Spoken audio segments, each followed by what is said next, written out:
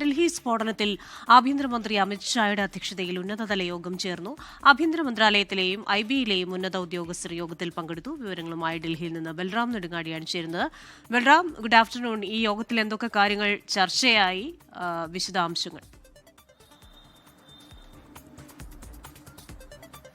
Christina, ആഭ്യന്തരമന്ത്രി അമിത്ഷായുടെ അധ്യക്ഷതയിൽ ഇന്ന് ഉച്ചയോടെയാണ് ഈ ഒരു അവലോകന യോഗം ചേർന്നത്. ഈ ഉന്നതതല അവലോകന യോഗത്തിൽ ആഭ്യന്തര മന്ത്രാലയത്തിലെയും ഇന്റലിജൻസ് ബ്യൂറോയിലെയും ഉന്നതരാണ് പങ്കെടുത്തത്. പ്രധാനമായും ഈ നിലവിൽ ഡൽഹി സ്ഫോടനവുമായി ബന്ധപ്പെട്ട് നടക്കുന്ന അന്വേഷണത്തിന്റെ അവലോകനത്തോടൊപ്പം തന്നെ ഈ വിഷയത്തിൽ ഏജൻസികൾക്ക്, പ്രത്യേകിച്ചും ഇന്റലിജൻസ് ഏജൻസികൾക്ക് വീഴ്ച സംഭവിച്ചിട്ടുണ്ടോ തുടങ്ങിയ കാര്യങ്ങൾ, ഇതോടൊപ്പം തന്നെ ഈ സംഭവത്തിൽ വിദേശ ശക്തികൾക്ക് പങ്കുള്ളതുമായി ബന്ധപ്പെട്ട ലഭിച്ചിരിക്കുന്ന വിവരങ്ങൾ എന്നിവ സംബന്ധിച്ചുള്ള വിശകലനം നടന്നതായാണ് നമുക്ക് ലഭ്യമാകുന്ന വിവരം.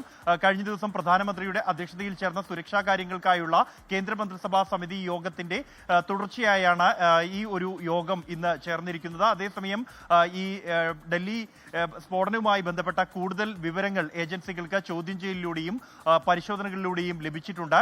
വലിയൊരു ഭീകരവാദ ആക്രമണത്തിന് പദ്ധതിയിട്ടിരുന്നു ഈ സംഘം, വൈറ്റ് കോളർ ഭീകര സംഘം എന്ന വിവരമാണ് ലഭിച്ചിരിക്കുന്നത്. പ്രധാനമായും ഡൽഹിയിൽ 32 വാഹനങ്ങളിൽ സ്ഫോടനം നടത്താനായിരുന്നു സംഘത്തിന്റെ പദ്ധതി.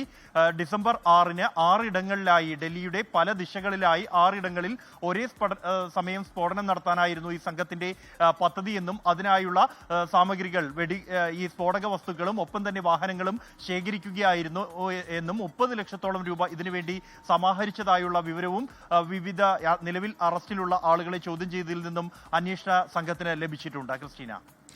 ബൽറാം, ഒരു കാര്യം കൂടി ഇപ്പോൾ ബൽറാം ഒരു അപ്ഡേഷൻ പറയുന്നുണ്ടല്ലോ, അതായത് ഈ വൈറ്റ് കോളർ എക്കോസിസ്റ്റം, വെള്ളക്കോളർ ജോലിയുള്ള അല്ലെ പ്രൊഫഷണലുകളുടെയും വിദ്യാർത്ഥികളുടെയും ഒക്കെ ഉള്ള ഒരു ഭീകര ആവാസ വ്യവസ്ഥയെന്നൊക്കെയാണല്ലോ അതിനെ വിളിക്കുന്നത്. അപ്പോൾ അതുമായി ബന്ധപ്പെട്ട് പ്രവർത്തിക്കുന്നവർ, പ്രത്യേകിച്ച് ഡോക്ടർ മുസാഫറിനെതിരെ റെഡ് കോർണർ നോട്ടീസ് പുറപ്പെടുവിക്കാനൊരു നടപടി ഉണ്ടായെന്നും അതുപോലെ തന്നെ ജമ്മു കാശ്മീർ പോലീസ് ഇന്റർപോളിനെ ഇതുമായി ബന്ധപ്പെട്ട് സമീപിച്ചു എന്ന ഒരു വാർത്തയും ഉണ്ടല്ലോ. ക്രിസ്റ്റീന, തീർച്ചയായും ഇതുമായി ബന്ധപ്പെട്ട ജമ്മു കശ്മീർ പോലീസിൽ നിന്നും ലഭ്യമാകുന്ന വിവരം, ഡോക്ടർ മുസാഫിർ എന്ന ഇയാളാണ് ഈ വൈറ്റ് കോളർ ഭീകര സംഘത്തിലെ പ്രധാനിയായി പ്രവർത്തിച്ചിരുന്നത്. ഡോക്ടർ ഉമർ മുഹമ്മദിനെ ഉൾപ്പെടെ ഈ സംഘത്തിലേക്ക് കൊണ്ടുവന്നതിലും ഇയാൾക്ക് നിർണായക പങ്കുണ്ട് എന്നും രാജ്യത്തിന്റെ വിവിധ ഇടങ്ങളിലുള്ള ഈ വൈറ്റ് കോളർ പ്രൊഫഷണലുകളെ ഏകോപിപ്പിക്കുന്നതായിരുന്നു ഈ സംഘത്തിന്റെ പ്രവർത്തന രീതി. അതിൽ നിർണായകമായ പങ്ക് ഇയാൾക്കുണ്ട്. ഇയാൾ എന്നാൽ ഇപ്പോൾ വിദേശത്താണ്. നിലവിൽ അറസ്റ്റിലായിരിക്കുന്ന 15 പേർ, ഈ ഡൽഹി സ്ഫോടനം ഒപ്പം തന്നെ ഫരീദാബാദിലെ റെയ്ഡിലും അറസ്റ്റിലായിരിക്കുന്ന 15 പേർ ഉൾപ്പെട്ട സംഘത്തിലെ പ്രധാനിയായിരുന്നു ഇയാൾ എന്നാണ് ജമ്മു കശ്മീർ പോലീസ് പങ്കുവയ്ക്കുന്ന വിവരം. എന്നാൽ ഇയാൾ എവിടെ ജമ്മുകശ്മീർ സ്വദേശിയാണ് എന്ന പ്രാഥമിക വിവരം ലഭിക്കുന്നതിനപ്പുറത്തേക്ക് ഏത് തരത്തിലായിരുന്നു ഇയാൾക്ക് ഇതുമായുള്ള ബന്ധം തുടങ്ങിയ വിശദാംശങ്ങൾ ഇതുവരെയും പോലീസ് പങ്കുവച്ചിട്ടില്ല. നിലവിൽ ഇപ്പോൾ വിദേശത്തുള്ള ഇയാളെ തിരികെ എത്തിക്കുന്നതിന് വേണ്ടിയാണ് റെഡ് കോർണർ നോട്ടീസ് പുറപ്പെടുവിക്കാനുള്ള നീക്കം ജമ്മുകശ്മീർ പോലീസ് നടത്തിയിരിക്കുന്നത്.